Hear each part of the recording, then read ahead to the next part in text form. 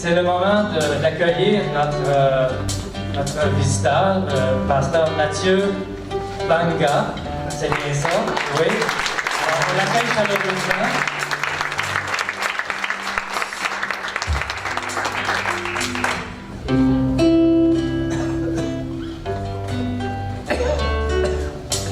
Amen. Nous allons nous tenir, s'il vous plaît.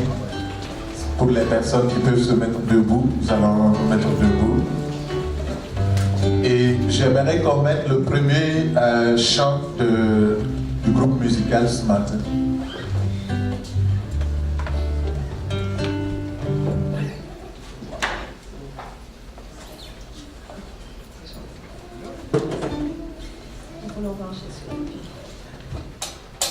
Nous voulons voir Jésus élevé. On va le chanter avec rythme et mouvement, avec esprit et puissance. Amen.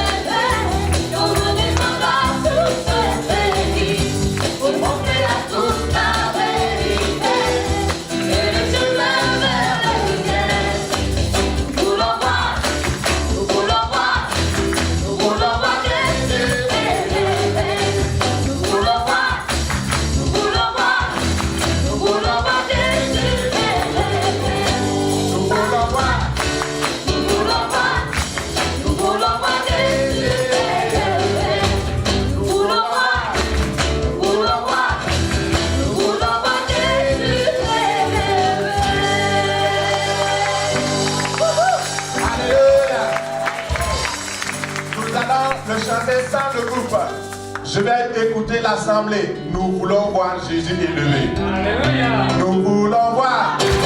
Nous voulons voir. Nous voulons voir Jésus.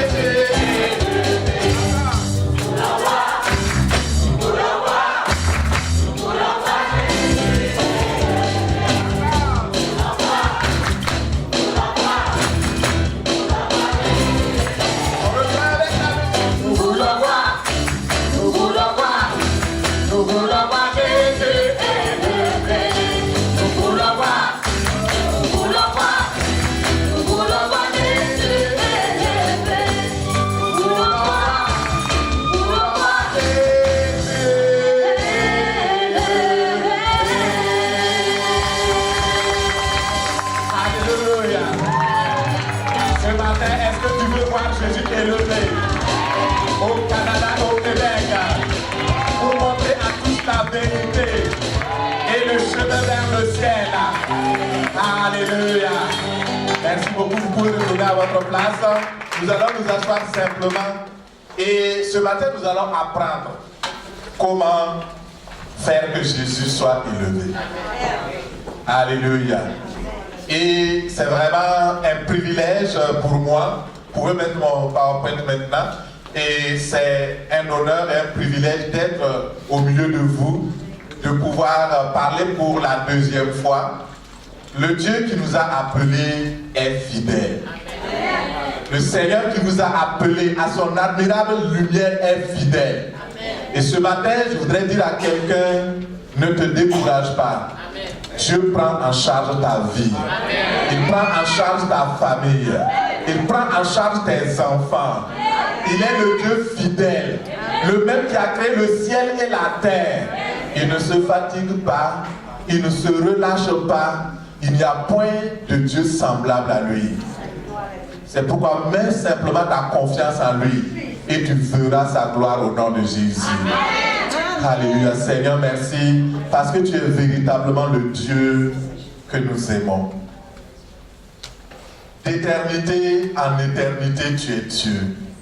D'âge en âge, tu es Dieu.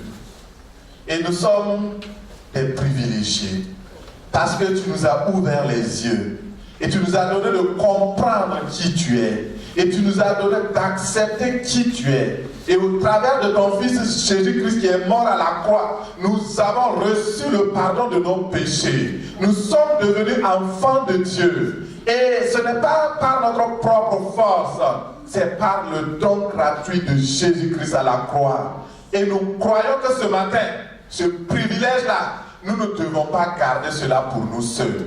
Nous devons partager, Seigneur, le salut avec ceux qui ne connaissent pas le Dieu que nous adorons, afin qu'eux aussi viennent à prendre conscience qu'il existe un Dieu dans le ciel qui les aime, le Dieu d'amour, le Dieu de miséricorde, lent à la colère, riche en bonté, en amour et en fidélité. Ce merveilleux Dieu qui a envoyé son Fils, son unique, afin que quiconque croit en lui ne soit pas perdu, mais qu'il ait la vie éternelle. Merci ce matin de nous donner, de développer un amour pour toi, un zèle, Seigneur, pour ta parole, pour aller rejoindre les non-atteints. Au nom de Jésus, béni sois-tu. Au nom de Jésus, nous avons prié. Amen. Amen, amen. Alors, merci beaucoup d'être venu et j'ai posé des questions à mes étudiants récemment. On était dans un cours d'éducation en orientation et je leur ai posé la question, combien d'entre vous allez à l'église le dimanche? Puis la réponse qu'ils m'ont donnée m'a inspiré le message que je vais prêcher aujourd'hui. Ils m'ont dit, non, on ne parle pas à l'église, sauf quand il y a des enterrements et donc des communions, quelque chose comme ça, ou des baptêmes, on ne part jamais à l'église. Je dis ok, mais pourquoi vous ne partez pas à l'église? Et cette réponse, justement, c'est ça qui m'a tiqué. Il y a une fille qui s'est levée dans la salle pour me dire, monsieur, écoutez, personne ne nous a appris que la religion est importante. Personne ne nous a appris d'aller à l'église ou d'adorer Dieu. Et ça reflétait l'opinion de l'ensemble de la classe. Il y avait une seule personne, un garçon, qui a dit, oui, moi, je suis croyant, mais je ne pars pas à l'église, je ne suis pas pratiquant. Et tout le monde, toute la classe qui était là, personne n'allait à l'église, ne croyait pas. Et la réponse, parce que personne ne nous avait appris que la religion était importante dans notre vie. Nos parents ne nous ont jamais amenés à l'église. Ils ne nous ont jamais appris d'après Dieu. Ils ne nous ont jamais parlé de Jésus. Et c'est triste comme réalité pour le Québec. Il existe effectivement des millions de personnes qui ne croient pas au Seigneur Jésus parce que personne ne leur a parlé de lui. Et que personne ne leur a témoigné de l'amour de Dieu qui sauve. Personne n'a été courageux pour aller apporter cet évangile. J'écoutais encore le témoignage d'une fille, elle s'appelle Annabelle Carrington, et si je prononce bien son nom, c'était à la télé ce matin. Et elle exprimait, elle était une jeune fille rebelle, bisexuelle, et donc plongée dans la drogue, dans la prostitution. Et pendant longtemps, elle a cheminé. Et jusqu'à ce qu'un jour, elle a parcouru donc toutes les boîtes de nuit possibles pour chercher la joie, pour chercher la vie, entre guillemets. Elle n'a pas trouvé, jusqu'à ce qu'un jour, Dieu vraiment aille la chercher. Et elle a été délivrée, elle est devenue une nouvelle création, un enfant de Dieu. Et je me suis dit, pendant son témoignage, elle a fait près de 16 ans et personne n'est venu lui parler de Jésus. Je dis, Seigneur, qu'est-ce qui se passe? Elle a fait ses propres recherches jusqu'à ce qu'elle rencontre le véritable Dieu. Et la fin de son témoignage disait ceci: Dieu peut sauver n'importe quel pécheur. S'il a pu me sauver, et elle dit, même si sur la tête de la personne des cornes ont poussé, alors Dieu peut sauver encore cette personne. Elle dit, même si la personne, Satan, avait élu son domicile dans sa vie, Dieu peut le sauver. Et elle dit, moi-même je suis un exemple, j'étais un véritable Satan. Mais Jésus a pu me sauver. Alors, ça veut dire qu'il y a de l'espoir. Alléluia. Il y a de l'espoir. Et dans Romains 10, le verset qui est là, Romains 10, verset 13 nous dit, car quiconque invoquera le nom du Seigneur sera sauvé. Mais ça ne s'arrête pas là. Il dit, mais comment donc invoqueront-ils celui en qui ils n'ont pas cru? Et comment invoqueront-ils celui dont ils n'ont pas entendu parler? Et comment en entendront-ils parler s'il n'y a point quelqu'un qui prêche? S'il n'y a point quelqu'un qui prêche. L'apôtre Paul s'adressait aux Romains. Et vous connaissez, l'apôtre Paul, c'est un des grands érudits de tous les temps. Un grand savant. Et comme il s'adressait à un peuple instruit, connaissant, il a utilisé une façon donc de parler qu'on appelle le postulat. Ce sont des hypothèses qui amènent à la personne, à la fin du discours, à être coincée et à accepter clairement que c'est la vérité. Et le premier postulat que Paul utilise ici, il dit « Dieu est riche pour tous ceux qui l'invoquent pour le salut ». Ça, c'est un postulat clair. C'est-à-dire qu'on ne peut pas refuter. Dieu est capable de sauver quiconque l'invoque pour être sauvé. Dieu est puissant pour ça. Personne ne doute. Maintenant, le problème, la foi est préalable pour être sauvé. Pour être sauvé, Dieu est déjà disponible. Mais il faut maintenant de la personne qui veut être sauvée que la personne ait la foi. Parce que les gens ne sont pas sauvés parce qu'ils ne croient pas en Dieu. Et puisqu'ils ne croient pas, ils ne l'invoquent pas. Invoquer, ça veut dire appeler Dieu au secours, en criant à lui, en disant comme Paul l'a crié dans Romains 7. Il dit, misérable que je suis, qui va me délivrer de ces chaînes du péché?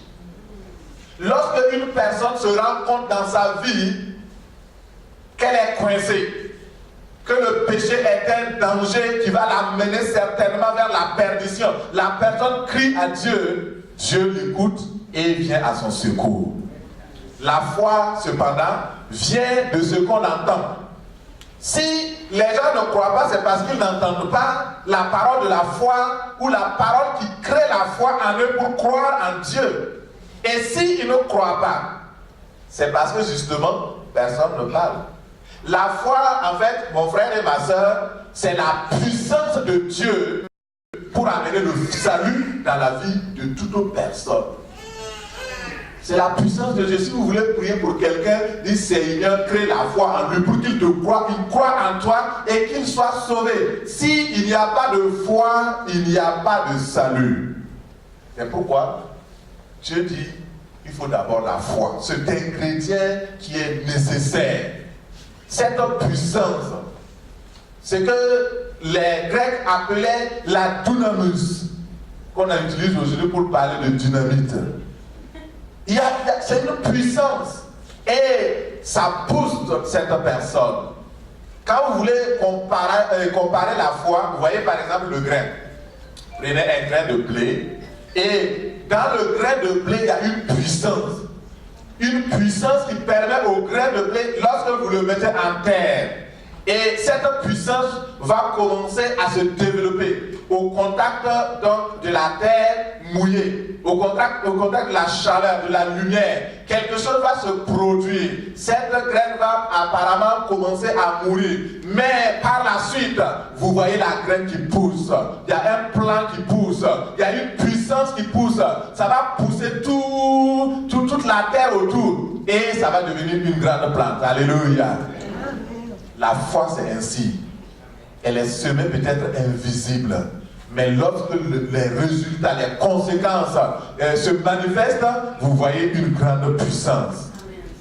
Et frères et sœurs, pour que les gens entendent la parole de foi, ça prend des gens qui en parlent. Ça prend des gens qui prêchent. Ça prend des prédicateurs. Quelqu'un va me dire ce matin, pasteur, vous n'avez pas lu tout le passage. Oui, c'est vrai, on n'a pas lu tout le passage. Mais le passage dit plus loin, les prédicateurs doivent être envoyés. Ah, c'est là que les chrétiens bloquent maintenant, de toute façon, moi je ne suis pas envoyé, je ne suis pas pasteur, je ne suis pas évangéliste, je ne suis pas apôtre. C'est le rôle des pasteurs d'aller évangéliser, c'est le rôle des apôtres, c'est le rôle, etc. Et on se justifie, mais voyez, je veux vous coincer. Alléluia. Et est-ce que je suis envoyé? Est-ce que je suis prédicateur? Voyons la réponse dans Marc, lisons dans Marc 16. Marc 16, verset 15. Jésus leur dit, allez par tout le monde et prêchez la bonne nouvelle à toute la création. Celui qui croira et qui sera baptisé sera sauvé, mais celui qui ne croira pas sera condamné. Et ici là, Matthieu 28, 19, complément. Jésus s'était approché, leur parla et dit, tout pouvoir m'a été donné dans le ciel et sur la terre. Allez, faites de toutes les nations des disciples. Nous avons deux témoignages clairs, deux évangiles qui nous disent que, on n'a pas dit ici, ah, c'est les pasteurs qui doivent aller, c'est les évangélistes qui doivent aller. Non, tout le monde doit aller. Nous sommes tous concernés par cette parole-là. Et nous sommes dans Acte 1, verset 8, il dit, vous recevrez une puissance. Le Saint-Esprit survenant sur vous et vous serez mes témoins. Alors, donc, ça veut dire qu'on est coincé. Hein? On ne peut pas justifier que la parole ne nous concerne pas. Nous sommes des témoins de Jésus. Témoins. Et ce matin, Jésus veut que nous puissions comprendre. Et pour tous ceux qui ont accepté de le suivre, comme nous avons vu le dimanche passé, Dieu veut que tu marches à sa suite. Le Seigneur Jésus-Christ veut que tu marches, que tu sois son disciple. Et nous allons voir dans Matthieu 4, verset 19. Jésus veut de tous ceux qui le suivent, qu'ils soient des pécheurs d'hommes. Matthieu 4, 19, il leur dit, suivez-moi et je ferai de vous des pécheurs d'hommes. Si Dieu ne vous a pas amené le premier jour de votre conversion au ciel, il ne vous a pas pris avec lui. Si le Seigneur ne vous a pas enlevé le même jour, c'est parce que vous avez une mission encore sur la terre. Le jour où vous avez confessé vos péchés, vous avez demandé pardon avec un cri et larmes devant Dieu, en demandant à Dieu de venir à votre secours. Effectivement, Dieu est venu à votre secours et vous êtes sauvés. Et ce jour-là, c'est le plus beau jour de votre vie. Vous avez été sauvés, le péché a été pardonné, lavé, purifié. Ce jour-là, si vous mourrez, vous allez directement au ciel. Oui ou non? Oui. Pourquoi Dieu ne vous a pas amené directement au ciel? Pourquoi il vous a laissé sur la terre? C'est pour que vous puissiez aller chercher ceux-là aussi qui n'ont pas cette chance-là de connaître le Seigneur. C'est tout. Tu as une mission sur la terre. Ta mission n'est pas venir chaque dimanche t'asseoir et puis écouter les prédicateurs. Non. C'est on vient à l'église en fait pour se recharger, pour apporter, prendre l'énergie et retourner dans le monde pour gagner des âmes pour le Seigneur. C'est notre mission. L'église, c'est comme une clinique. On vient, les petits bobos qu'on a, on soigne ça et puis on devient fort. Parce que quand nous sortons, nous allons dans le monde nous blesse. Parce que nous ne sommes pas du monde, c'est normal. Nous ne sommes pas du monde. Nous sommes dans le monde, mais nous ne sommes pas du monde. Et Jésus a dit, je ne prie pas que tu les enlèves du monde. Donc nous restons dans le monde. Si nous sommes là, le monde doit nous blesser. C'est normal, ils ne savent pas pourquoi nous, on est différents. Et la société n'aime pas la différence. Le monde n'aime pas la différence. C'est pourquoi ils sont en train de nous aiguillonner. Mais si nous revenons à l'église, nous sommes guéris de nos bobos, nous repartons et nous attirons ceux qui ont des bobos pour qu'ils soient guéris à l'église. Et ensemble, nous serons guéris au nom de Jésus. Alléluia. C'est ça, mon frère, ma soeur. Nous devons être guéris et nous devons guérir le monde. En fait, ce qui manque aux croyants aujourd'hui, ce n'est pas qu'ils ne savent pas qu'ils doivent évangéliser. Mais il y a quelque chose qui manque. Et c'est ça que je suis en train de regarder avec vous ce matin. On va guérir ce petit bobo-là. Alléluia. Ce qui manque, c'est le zèle pour le salut des âmes. Et c'est là notre thématique aujourd'hui. Le zèle et la passion pour les âmes perdues. C'est le titre de mon message. Et à la fin de ce message, tous les croyants de lumière des nations seront capables, à la fin de mon message, d'être zélés et passionnés pour les âmes perdues au nom de Jésus. Alléluia. Zélés et passionnés pour les âmes perdues. C'est très important, mon frère et ma soeur. Et ce matin, nous allons en parler largement. Et qu'est-ce que le zèle pour les âmes perdues? Il faut d'abord savoir que ceux qui ne connaissent pas Jésus-Christ, qui n'ont pas accepté le Seigneur comme leur Seigneur et Sauveur, ils sont des âmes perdues. Si la Bible dit qu'ils sont perdus, il faut accepter ça. Il ne faut pas négocier avec les mots. Et dans l'Ancien Testament comme dans le Nouveau Testament, nous avons vu des hommes et des femmes qui avaient déployé leur zèle, leur passion pour le Seigneur. Dans 1 Roi 19, commençons d'abord par le plus loin vers le plus proche. 1 Roi 19, verset 10, nous voyons l'exemple de Élie. Élie qui parle à Dieu, il répondit, j'ai déployé mon zèle pour l'Éternel, le Dieu des armées. Alléluia. Car les enfants d'Israël ont abandonné ton alliance. Ils ont renversé tes autels, ils ont tué par l'épée tes prophètes. Je suis resté seul, moi seul. Il cherche aussi à monter la vie. Voyez, Élie, dans son temps, il y avait une grande déperdition de la foi chrétienne.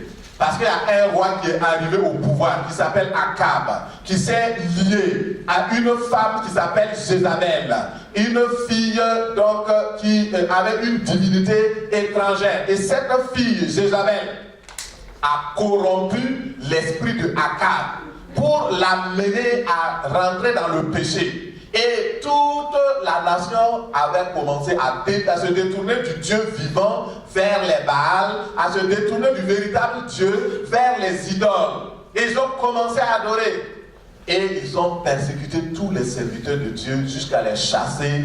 Et Élie lui aussi était chassé. Aujourd'hui, Dieu veut aussi des Élie qui vont se lever. Des Élie qui vont accepter de porter leur croix, leur joug à la suite du Seigneur pour refuser le système établi et apporter la bonne nouvelle, la parole de Dieu. Alléluia. Tu vas me dire, nous sommes loin de Élie. Mon frère, nous ne sommes pas loin de Élie. Nous sommes même plus proches de Élie que jamais. Quand vous regardez dans la société québécoise, c'est plein de Baal. Vous savez, les Baals, c'est quoi? C'est l'adoration idolâtre. Il y a plein de Baal, plein de fausses religions. Les religions orientales sont en train d'envahir le Québec. Qui dit oui? C'est la vérité. Parce que nous sommes une société individualiste et égoïste. Or, les religions orientales sont égoïstes et individualistes. On prend quoi? Le moi. Cherche le plaisir pour toi. Sois heureux toi seul. Trouve en toi l'énergie, en toi. Tout est concentré sur le moi, sur moi, moi. Et tout est individualiste. Or, le Seigneur ne nous a pas appelés à l'individualisme. Il nous a appelés à l'union. Il dit qu'il est doux, qu'il est beau, qu'il est agréable pour des frères et des sœurs de demeurer ensemble. C'est là qu'il envoie la vie. C'est là qu'il envoie la bénédiction. Or, les religions orientales disent non, tu dois chercher le bonheur pour toi-même, pour toi seul, nouvel âge, etc.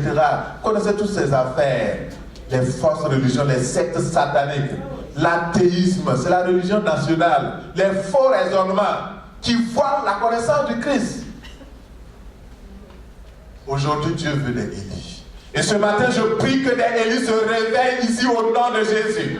Il y a des Élis dans cette assemblée qui vont se lever contre ces faux dieux, contre ces Baals, pas en allant publier dans les journaux. Non, mon frère, ça va empirer. Pour lutter contre les faux dieux, tu sais comment il faut faire? Il faut prier.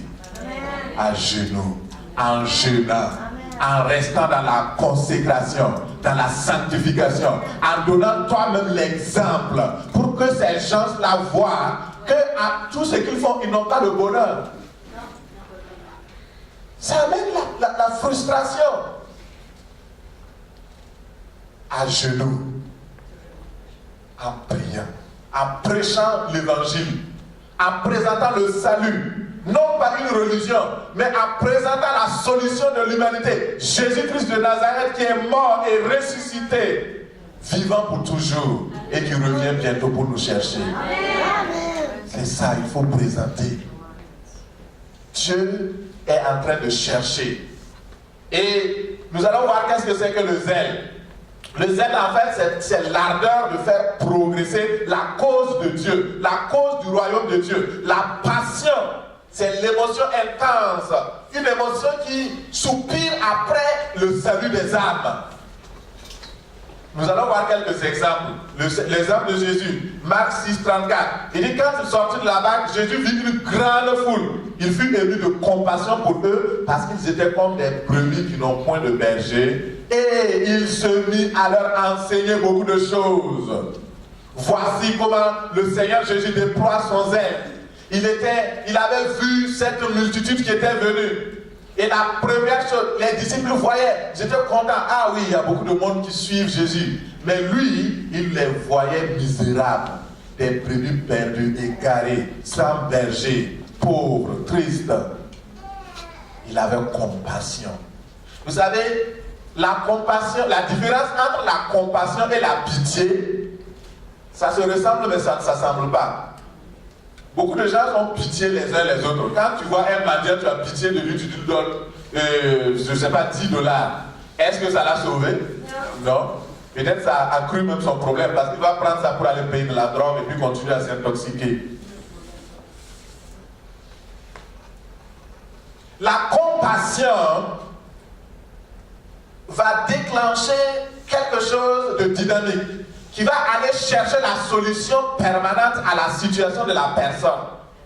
Ça n'arrête pas au sentiment, à l'émotion. Il va développer des stratégies pour aller aider la personne. Et vous savez, frères et sœurs, le plus grand miracle qu'une personne peut vivre dans sa vie, c'est le salut. Quand quelqu'un est sauvé, dans Luc 15, 10, il dit de même, je vous dis, il y a de la joie devant les anges de Dieu pour un seul pécheur qui se répand. Et dans un autre verset complémentaire, il dit plus que 99% qui n'ont pas besoin de salut, de repentance. S'il y a un seul sur 100 qui est sauvé, dans le ciel, il y a la joie. Alors, frères et sœurs, il y a un seul miracle qui impacte le ciel. Il y a un seul miracle qui amène la joie devant les anges. C'est le salut des âmes. Est-ce que nous voulons réussir le ciel? Est-ce que nous voulons participer à ce que le ciel soit vraiment dans la joie? C'est alors qu'il faut être zélé. Sans le zèle et la passion pour les âmes, il est impossible d'atteindre, excusez-moi, les objectifs de l'évangélisation. C'est impossible. Parce que dans Matthieu 24, 14, il est dit que la bonne nouvelle devrait être annoncée à toute la création avant que le Seigneur Jésus ne revienne. Alors, est-ce que le Seigneur Jésus-Christ est revenu? Non. Pourquoi il ne revient pas? Beaucoup prient, Seigneur revient. Oh, il y a beaucoup de choses mauvaises maintenant. Messieurs ne peuvent plus voir les affaires. Mon frère, il ne va pas revenir tant que nous n'avons pas prêché. Si nous prêchons et si tout le monde entend la parole de Dieu, plusieurs fois quand je prends le bus à Sherbrooke, je partage l'évangile. Vous savez, nous avons la grâce de pouvoir parler. Il y a des frères qui viennent me dire, oh, chez vous ça va, comme vous êtes des Africains, vous pouvez parler, mais nous on ne peut pas parler. Mon frère, tu peux parler, tu as une bouche, non? Tu peux parler. Parlez. Personne ne va te mettre en prison pour ça. Et si nous n'évangélisons pas, le Seigneur Jésus, il attend. C'est l'Église qui retarde le Seigneur. Nous sommes arrivés à un moment où on regarde beaucoup de choses, mais pas l'objectif. Et vous savez qu'au Québec, l'objectif de l'évangélisation n'est pas encore atteint, ni au Canada. C'est pourquoi Dieu cherche des étoiles. J'ai essayé de regarder ce matin dans Statistique Canada. Je cherche toujours à appuyer mes prédications par des choses vraies, concrètes, actuelles. Et vous savez, avant 1970, le Canada était un pays dit protestant. Parce que les chrétiens évangéliques, les chrétiens de confession protestante étaient les plus nombreux. À partir de 1970, le nombre des catholiques était plus élevé que les protestants. Et le christianisme évangélique a commencé à décliner, à perdre de la vitesse au Canada. Et avec la révolution tranquille, aujourd'hui, les statistiques disent quoi? Que nous avons 5% de chrétiens dits catholiques qui vont à l'église chaque dimanche. 5% des chrétiens. Où sont les 90%? Et les 95% plutôt, excusez-moi. Où sont-ils? Quand on fait les statistiques au Québec, 80% disent qu'ils sont catholiques, mais ils ne vont pas à l'église. Et dans les 80% qui disent qu'ils sont catholiques, on les appelle aujourd'hui, dans nos études à l'université, on les appelle des chrétiens culturels, des catholiques culturels. Donc ça veut dire que c'est une culture, on porte le nom Jacques, mais quand on te demande que veut dire Jacques, tu ne sais même pas ce que ça veut dire. On porte le nom Samuel. Quand tu dis prophète, ça veut dire, c'est quoi ça? Non, je ne connais pas ce que ça veut dire. C'est juste culturel. Il y a même des rues qui portent le nom Saint-Esprit. Est-ce que le Saint-Esprit est sur ces rues?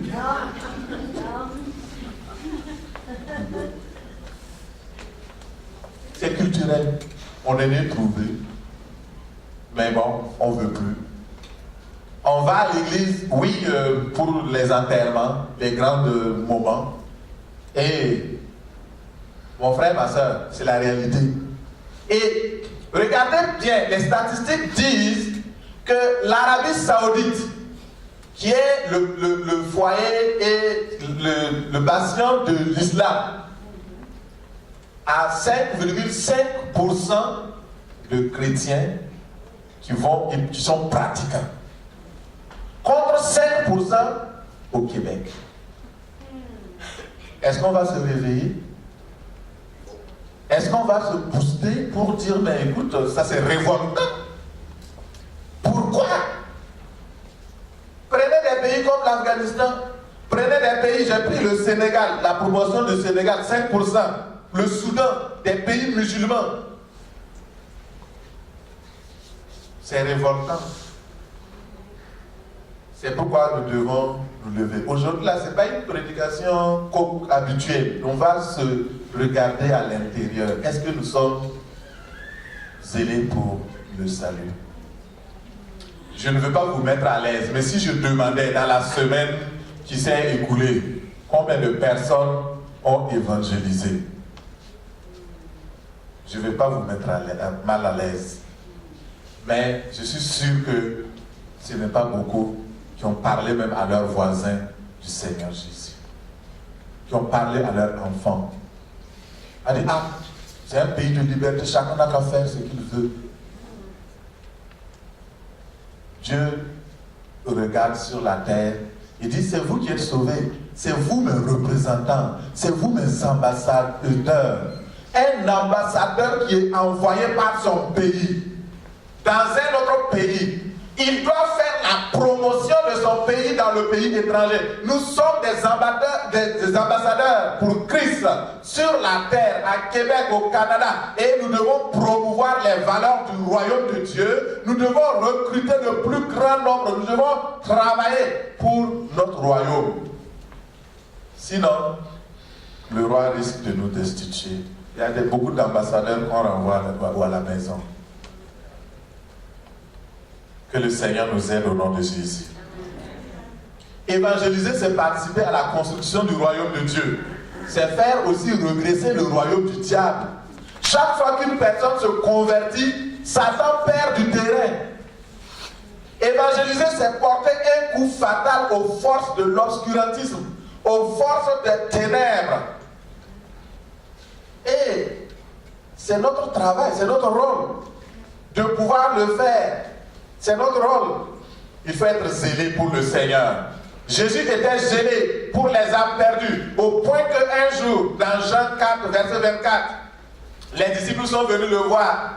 Ils avaient laissé le Seigneur Jésus qui était au bord d'un puits et ils sont partis chercher à manger. Quand ils ont amené, la Bible dit qu'il le pressait à manger. Il pressait Jésus. Mange, tu as faim maintenant, tu as faim maintenant. Jésus leur dit, vous ne voyez pas, j'ai à manger une nourriture que vous ne connaissez pas. Ma nourriture est de faire la volonté de mon Père. Or, la volonté de mon Père, c'est que les âmes soient sauvées. Il avait rencontré la Samaritaine. D'abord, ils étaient gênés que Jésus parle à une femme. Tous ceux qui sont venus pour puiser de l'eau, avaient-ils un rendez-vous secret avec cette femme? Qu'est-ce qui se passait? Oui, Dieu avait dit à son fils, pendant sa prière, il y a une femme qui a besoin du salut. Va dans le puits, tu vas la rencontrer. Et c'est à midi. Parce qu'en ce moment, toutes les autres femmes ne viennent pas puiser de l'eau. Il fait chaud. Et comme elle ne veut pas que personne la voie pour la ridiculiser, elle va se présenter. Et là, tu vas trouver une âme qui va aussi évangéliser les autres âmes. Alléluia. Quand la femme est arrivée, elle a vu Jésus. Jésus lui demande de l'eau. Il n'y a pas de relation entre nous. Nous sommes des Samaritains, vous êtes des Juifs. Jésus dit non, s'il te plaît, donne-moi de l'eau. Non, pas question. Et la discussion a tourné à l'évangélisation. Aujourd'hui, ce qui nous manque, c'est de créer des situations qui vont tourner à l'évangélisation pour parler du salut. Aujourd'hui, même pour parler de religion, les gens ont peur. Il y a 3 choses interdites au Québec. La politique, l'argent et la religion. Il ne faut pas en parler. Si tu gagnes, tu travailles, tu gagnes de l'argent, c'est ton problème. C'est pourquoi les gens meurent et se suicident, parce qu'ils ont des dettes, ils ne peuvent même pas parler à leurs voisins. Les gens ont des problèmes spirituels. Ils ne peuvent pas parler de ça. Et Dieu veut que nous nous levons pour avoir pour nourriture, pour amasser. Il dit, regardez, levez les yeux et regardez les champs qui blanchissent pour la moisson. Celui qui moissonne reçoit un salaire et amasse des fruits pour la vie éternelle. Est-ce que vous voulez amasser des fruits pour la vie éternelle? On va commencer à évangéliser. On va commencer à se bouger un peu. Et puis il n'y a pas d'âge pour ça. Ne dis pas je suis trop vieux, je suis trop jeune, je suis moyen, je ne suis pas alphabétisé, je ne suis pas parti à l'université comme toi, pasteur. Quand même tu peux dire que tu peux parler, parce que non, il n'y a pas de raison. Il faut parler comme tu peux. Quand tu commences à ouvrir la bouche, le Saint-Esprit mettra les paroles. il convaincra. Parce que ce n'est pas nous qui convainquons les gens.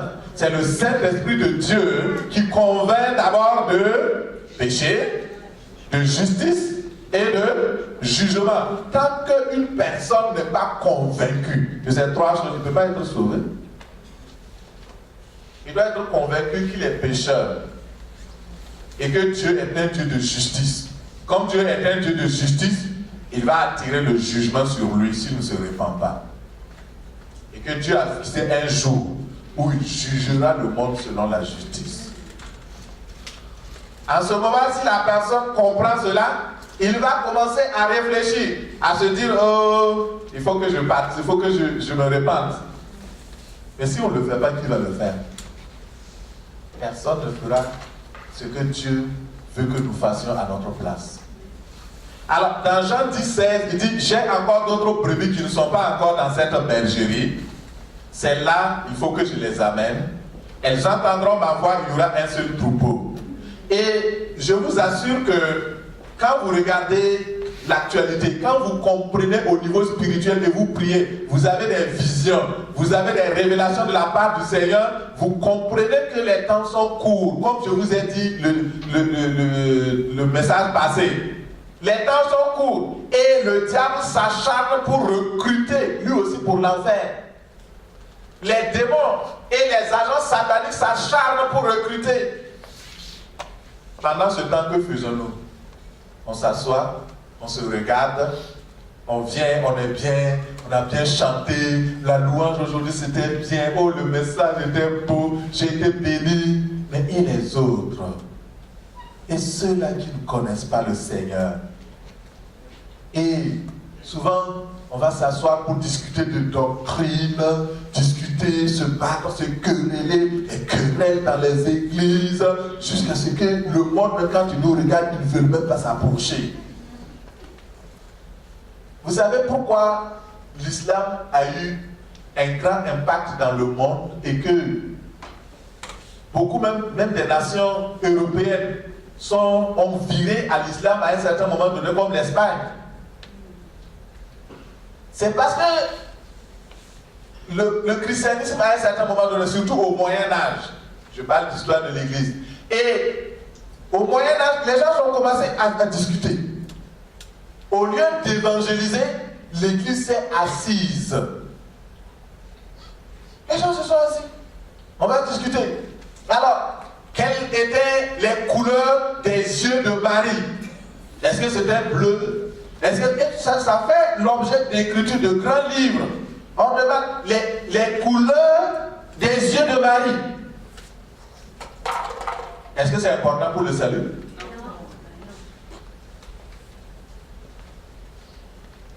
Les gens se sont assis. Ils ont pris une aiguille. Ils disent, sur une aiguille comme ça, combien d'anges peuvent se tenir? Est-ce que des discussions comme ça amène quoi? Rien. Pendant ce temps, les musulmans ont commencé à faire le djihad. Ils conquéraient. Et les chrétiens étaient en train de discuter, de se quereller. À tel concile, tel a dit, tel concile, on a sorti ceci. Et ça progressait. Et d'après les prévisions, d'ici 2050, toute la tendance va se renverser. Si les chrétiens ne se réveillent pas, alors le monde sera dominé par l'islam. Et même le Canada sera un pays islamique. Quand on fait venir 25 000 Syriens, par exemple, en l'espace d'un mois, si ça continue, d'ici là, vous serez très minoritaire. Eh bien, il faut des gens comme moi pour parler et pour dire la vérité. Quoi que ça coûte. Si on s'assoit, on peut tirer avantage de tout cela. Tous ces 25 000 Syriens qui viennent, s'ils sont des musulmans, mais prêchons-leur l'évangile. Prions pour eux. Ils vont se convertir. On n'a pas peur que des musulmans soient dans notre pays. Non, n'ayez pas peur. N'ayez pas peur. La madame qui s'est levée tantôt, elle vient du Burkina Faso. Le Burkina Faso était à plus de 60%, mettons même 75% musulmanes. Mais nous avons évangélisé. Aujourd'hui, le Burkina Faso, dans son ensemble, est à plus de 35% chrétienne en l'espace de quelques années. Et l'église évangélique est en pleine croissance. Vous avez, j'ai vécu toute mon enfance, la plupart, oui, au Burkina, et on était des petites églises de moins de 100. Aujourd'hui, vous avez des églises de 7000 membres qui se réunissent chaque jour. Moi, je viens d'une église qu'on appelle le centre d'évangélisation du pasteur Mamadou Karambili, que tout le monde connaît, en tout cas en Afrique de l'Ouest. Très apprécié comme prédicateur. C'est mon papa.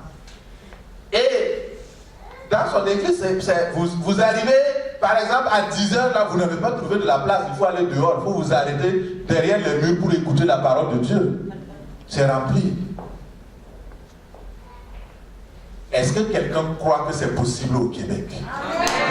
Moi, je crois de tout mon cœur. Moi, je crois de tout mon cœur. Et je prie de tout mon cœur que cela vienne au nom de Jésus.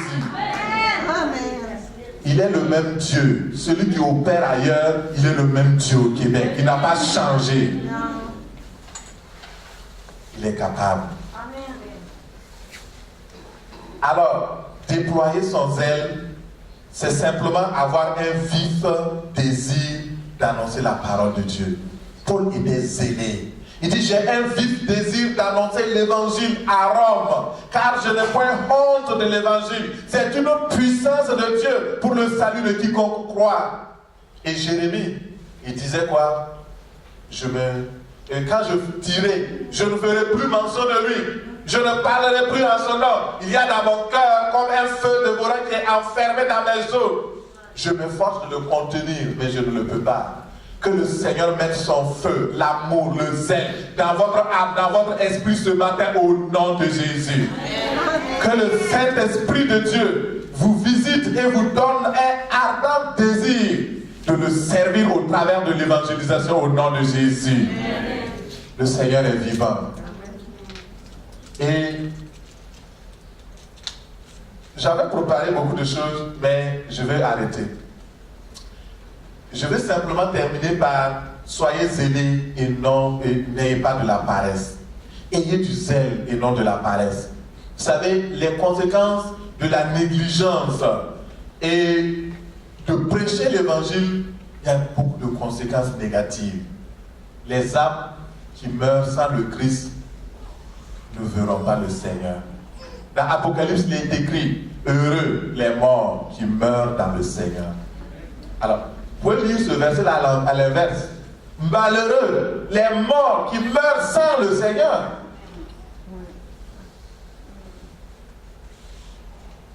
Parce qu'ils ne seront pas avec Dieu.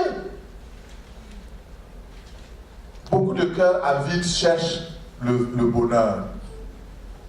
Quand vous avez plein qui recherchent le bonheur au travers de la drogue, au travers des plaisirs de ce monde, des choses de ce monde, c'est parce qu'ils n'ont pas le véritable bonheur. Le Seigneur nous dit et parle à lumière des nations. Vous vous êtes inspirés de ce verset qui dit « Je t'établis pour être la lumière des nations, pour porter mon salut jusqu'aux extrémités de la terre. » Portez ce nom-là. Pas seulement dans la lettre, mais dans la pratique. Apportez cette lumière que vous avez. Éclairez les ténèbres. Apportez l'évangile. C'est très important.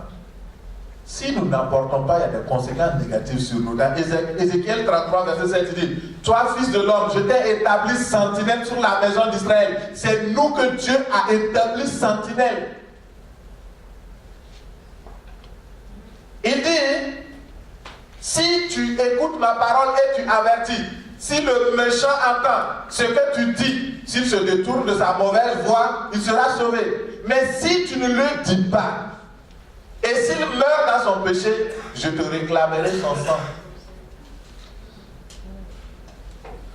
Dieu veut que nous soyons zélés, que nous n'ayons pas de la paresse. Parce que Dieu va nous réclamer. C'est comme un non-secours à personne en danger. Je termine avec cette image. Et je veux que vous partez avec cette image. Il y avait 7 frères qui par je ne sais pas quoi sont tombés dans un puits. Et j'étais dans le puits. Ils criaient. Ils criaient.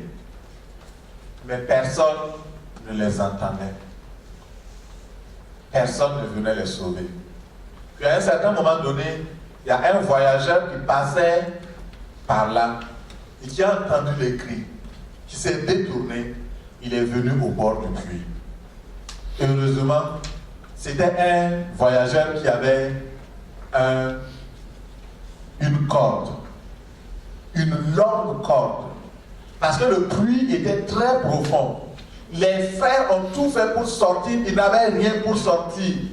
Et ce voyageur-là a tendu la corde. Et il a fait sortir un des frères. Quand lui, il est sorti, le voyageur lui a dit, je suis vraiment très pressé. Mais comme j'entendais votre cri, je ne pouvais pas ne pas prêter attention. J'ai usé de compassion vers toi. Toi, tu es sorti le premier. Voici la corde. Je te laisse la corde. Sors tes autres frères. Et le premier, il a tiré un frère qui est sorti. Et lui aussi, il a dit à l'autre frère, ah, moi aussi j'ai fait ma part. Sors l'autre frère. Sors un des frères. Et à un certain moment donné, il y a un des frères qui a dit non, moi je ne sortirai pas les autres frères. D'ailleurs, on ne s'entendait pas dans le puits. D'ailleurs, ils ne sont même pas bien. D'ailleurs, et les discussions ont commencé entre les frères. Cela, c'est pour illustrer les générations de personnes qui apportent la parole de Dieu. Il y a une première génération. Après le Christ, les gens sont continués d'évangéliser. Ils ont passé le témoin à la prochaine génération. Cette génération a évangélisé. Ils ont passé le témoin à la prochaine génération, jusqu'à nous. Est-ce que nous allons refuser de tirer nos frères? La corde, c'est l'amour de Dieu. C'est l'amour de Jésus. Pour tirer les personnes qui sont dans le puits de ce monde, dans le puits de ce péché, dans la profondeur de leur errance et de leur égarement, que nous puissions utiliser l'amour de Dieu pour les tirer de ce puits profond de la perdition. Qu'allons-nous faire? C'est la question avec laquelle je vous laisse. Et ne soyons pas comme l'église de Laodicée. L'église de Laodicée était une église tiède. Ça veut dire quoi? Qu'elle n'était pas zélée. À cause de cela, le Seigneur a dit, je te vomirai. Que le Seigneur nous aide au nom de Jésus. Et que sa grâce soit sur vous au nom de Jésus. Et que ces paroles produisent un changement profond dans nos vies. Afin qu'on se lève enfin pour que le Québec soit sauvé. Pour que le Canada soit sauvé. Pour que nos familles soient sauvées. Pour que nous ne soyons pas la génération qui va refuser de travailler, de passer le témoin. Que Dieu vous bénisse. Amen.